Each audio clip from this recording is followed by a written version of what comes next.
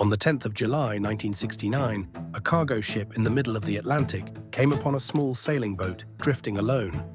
Her sails were down, her deck was empty. There was no one aboard, and no sign of where he had gone.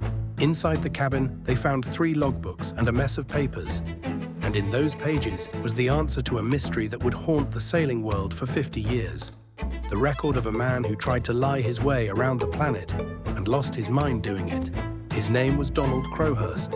He was 36 years old, a husband, a father of 4, and by every outward sign, an ordinary Englishman with an ordinary life. He was also in secret coming apart. He was born in 1932 in colonial India, where his father worked on the railways. When the family came back to England, they came back to almost nothing. The money gone, the father soon dead, the boy left to make his own way. He was clever, restless, inventive, a little reckless. He trained in electronics, served in the military, and built a reputation as a man of big ideas who could never quite make them pay. He started his own company in the west of England, Electron Utilization, and designed a clever little marine gadget called the Navigator, a handheld device to help sailors take their bearings by radio. But the business struggled. The orders were thin, the debts grew, and the clever man with big ideas found himself in his mid-30s staring down failure, a small life closing in around a mind that felt made for something larger. On weekends, he was a sailor, a keen amateur who loved the sea and had read everything about it. But loving the sea from a weekend dinghy is not the same as crossing an ocean alone. That distinction would come to matter more than anything. Then, in 1968, a newspaper announced a race unlike any before it. And Donald Crowhurst saw in its impossible challenge the answer to everything wrong with his life. The Sunday Times Golden Globe, the first race to sail solo, non-stop, all the way around the world. No harbors, no help. One person, one boat, 40,000 miles of open ocean. It had never been done. 2 prizes waited at the end, a trophy for the first man home and £5,000 for the fastest voyage of all. To Crowhurst, that money was not a prize. It was a lifeline, the thing that could save his drowning company. There was only one problem, and it was enormous. Crowhurst had never sailed the open ocean in his life. The men he would be racing were among the finest sailors alive, and he had, at most, a few weeks to become one of them. A wiser man might have stopped there, but Crowhurst was not in this a wise man. He was a desperate one, and desperation has a way of mistaking a cliff edge for a door. He convinced a backer to fund him. He convinced a town to sponsor him. He convinced the newspapers he was a contender. Most of all, he convinced himself. And once the machine was moving, he could no longer find the brakes. His backer was a businessman named Stanley Best, who put up the money to build the boat. But the deal came with a hook buried in it, a clause that would decide everything that followed. If Crowhurst finished the race, the debt was survivable. But if he quit, turned back for any reason, he would be forced to buy the boat himself, and his company would collapse with it.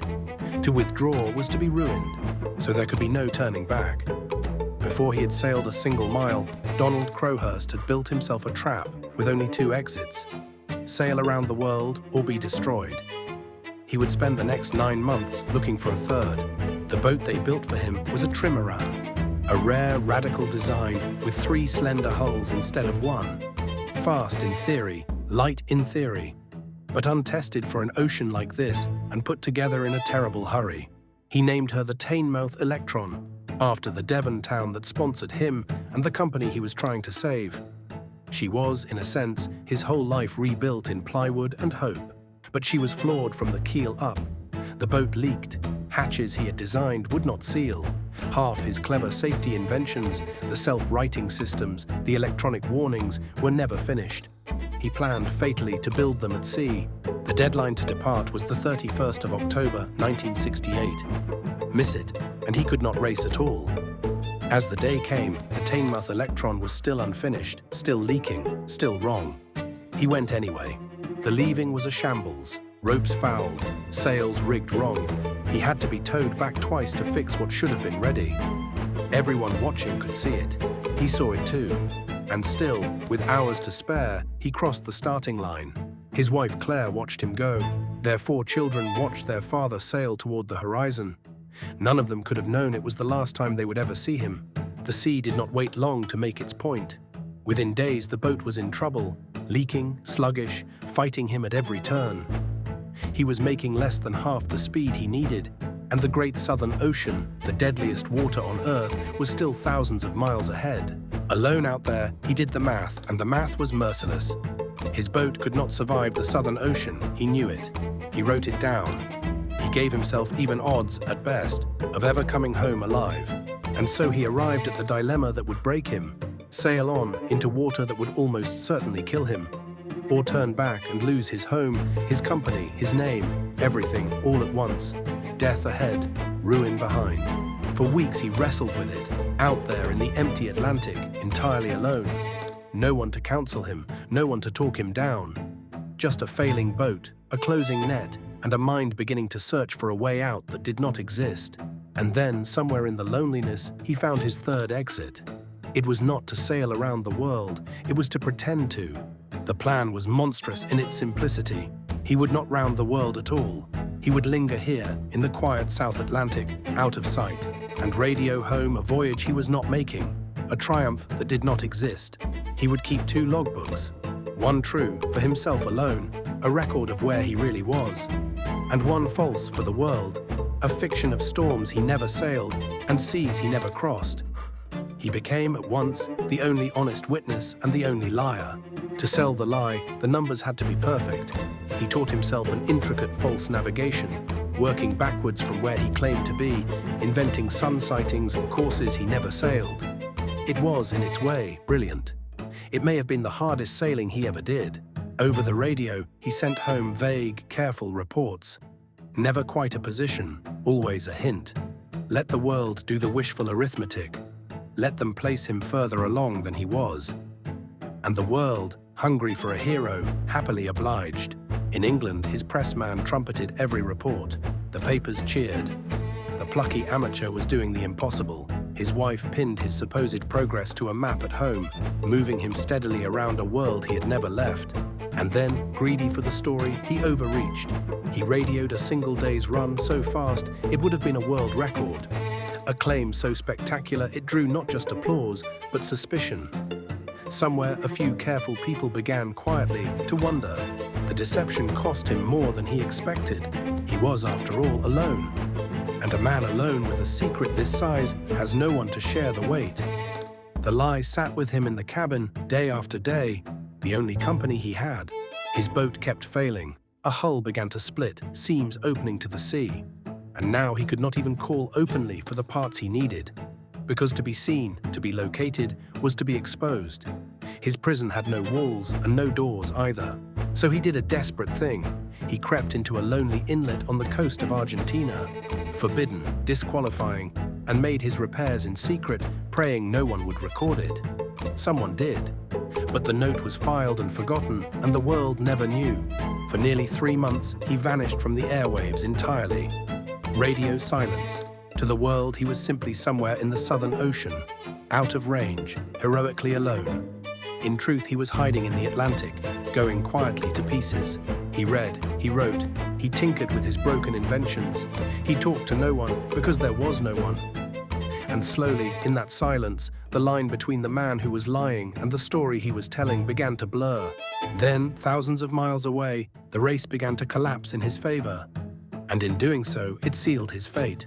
One by one, the real sailors had fallen away. Boats dismasted, men exhausted or beaten by the sea. One great sailor, Bernard Moitessier, simply refused to come home at all and kept sailing on into the Pacific for the peace of it. Robin Knox Johnston, the one man who truly sailed the whole way, reached home first and took the trophy. That left only the £5,000 prize for the fastest voyage, and only 2 men still in the running for it: Nigel Tetley and the fiction called Donald Crowhurst. Here was the horror Crowhurst had never planned for. He had meant to finish quietly, last, unremarkable, his fake logs waved through without a glance. But to win the fastest voyage was to have those logs examined, minute, by the finest sailors in the world. Winning would expose him. There was still one way out. If Tetley beat him home, Crowhurst could come in second, praised, unexamined, safe. All he had to do was lose. so he began quietly to slow himself down, willing another man to win. But Nigel Tetley, out ahead, believed the fiction too. He thought Crowhurst was charging up behind him, gaining fast. Terrified of losing, Tetley drove his own tiring boat harder and harder through heavy seas, chasing a ghost. And then, chasing that ghost, Tetley pushed too hard. His boat broke apart beneath him and sank. He survived, plucked from a life raft. But he was out of the race, and with him gone, the last thing on earth Crowhurst wanted had come true. He had won. Victory was a death sentence. To claim the prize was to hand his logbooks to experts who would take them apart and find the lie inside within a day. To refuse it would raise the same questions. There was no move left on the board that did not end in exposure. And so, alone in the middle of the Atlantic, with the world sailing out to celebrate him, Donald Crowhurst stopped sailing. He stopped keeping his false log, and he began instead to write something else. Over the following days, he filled page after page, not with positions or courses, but with philosophy. A vast, spiraling meditation on time, on the mind, on God, on the nature of truth itself. 25,000 words pouring out of a man with no one left to lie to. He came to believe he had discovered something, that a man of pure intellect could escape the trap of being human altogether, could step outside time, could become more than flesh. It was the logic of a mind unmooring, dressed in the language of genius. The entries grew stranger and the timekeeping obsessive. He wrote of a cosmic game he was playing, of costs and moves and a final reckoning. In his own mind, he was no longer a sailor at all. He was a soul settling its accounts. For 8 days, the Teignmouth Electron drifted, her captain lost in the geometry of his own mind. The sea was calm. The sun rose and set on an empty deck. And somewhere in those pages, the writing turned toward an ending. The last entries are a countdown, a resignation, a man talking himself with terrible calm toward the edge of the boat and the water beyond it. The final line records a time, and then nothing follows it at all. What exactly happened on that boat, no one will ever know for certain. But the most likely truth is the simplest and the saddest. Sometime around the 1st of July 1969, Donald Crowhurst stepped off his boat and into the sea. He was never seen again. 10 days later, the cargo ship found her, sails down, cabin open, 3 logbooks waiting on the table. The boat had kept sailing herself, gently in slow circles, carrying the whole terrible story north to be read. And when they read it, the world understood at last what had really happened out there. There had been no record voyage, no triumphant circumnavigation. There had only been a frightened ordinary man, a leaking boat, and a lie that grew until it swallowed him whole. The story could have made him a villain, a cheat exposed, a fraud undone. But almost no one saw it that way. What they saw instead was themselves, a man who wanted too badly to be more than he was, and could not bring himself to admit that he wasn't. The man who had truly won the race, Robin Knox Johnston, gave away every penny of his own prize, the £5,000, to Crowhurst's widow and their 4 children. There was no anger in it, only a sailor's grief for another sailor lost. His wife Claire never remarried. She spent the rest of her long life defending him, insisting rightly that the frightened man in those logbooks was not the whole of the husband she had loved. History has largely come to agree with her. The boat herself outlived the mystery. The Teignmouth Electron was sold and sailed and abandoned at last on a Caribbean shore, where her plywood hulls still lie bleaching in the sun, a wreck that sailors from all over the world still make pilgrimages to see. In the years since, Donald Crowhurst has become something more than a footnote in a yacht race. He has become a kind of mirror, a story people return to because they cannot quite look away from what it shows them. Books were written, films were made, not because he sailed the farthest or the fastest, he did neither, but because he did something far more human. He reached past what he was, fell short, and could not survive the falling. Every version circles the same question, and none of them can answer it. Why did he do it? Why not simply come home, take the loss, and live? He could have quit at the harbour and been merely embarrassed. He could have turned back in the first week and been merely broke. At a dozen points, a simpler, smaller living future was still available to him. He chose the lie every time. Perhaps he could not bear to be ordinary. Perhaps the gap between the man he pretended to be and the man he was had simply grown too wide to cross. Perhaps out there alone, the lie became more real to him than the truth. We build these versions of ourselves, the competent one, the successful one, the one who is going to be somebody. Most of us, when the world corrects us, quietly let the fiction go. Crowhurst could not. He sailed into his instead. There is a terrible dignity in it too, buried under the deception. He never blamed the boat, or the backers, or the sea. In the end, alone, he turned the full force of that restless mind on himself, and could not forgive what he found. The others in that race chose their own truths. One came home a hero. One kept sailing for the joy of it and let the prize go. Crowhurst chose a third thing, to become the story he could not actually live. And the sea kept the difference. His false logbook, the one that held the proof of the lie, was never found. He seems to have taken it with him into the water, as if, at the very end, he wanted to carry the fiction down himself and leave the truth behind for us to read. Think of the arithmetic of it.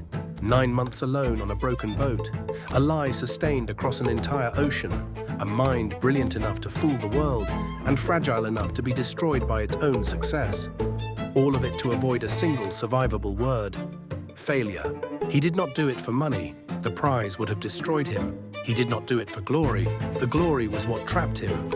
He did it, as far as anyone can tell, because he could not accept being an ordinary man in an ordinary life. And that, for him, was the one sea he could not cross. Maybe that is the quiet warning inside his story. Not a warning about sailing or lying or the sea. A warning about the distance we let open up between who we are and who we insist on being. And how far out to sea a person can drift trying to close it. Donald Crowhurst set out to sail around the world and never left the Atlantic. He tried to become a hero and became a mirror instead. He wanted, more than anything, to be more than an ordinary man. And in his failing, he became one of the most human figures the sea has ever taken. His boat still lies on that far shore. The question he left in his logbooks still drifts, unanswered. Wherever people attempted to become the story instead of living the smaller, truer one. Not how he did it, not even why, but how many of us, in our own quiet way, are doing the same, and simply have not yet run out of ocean.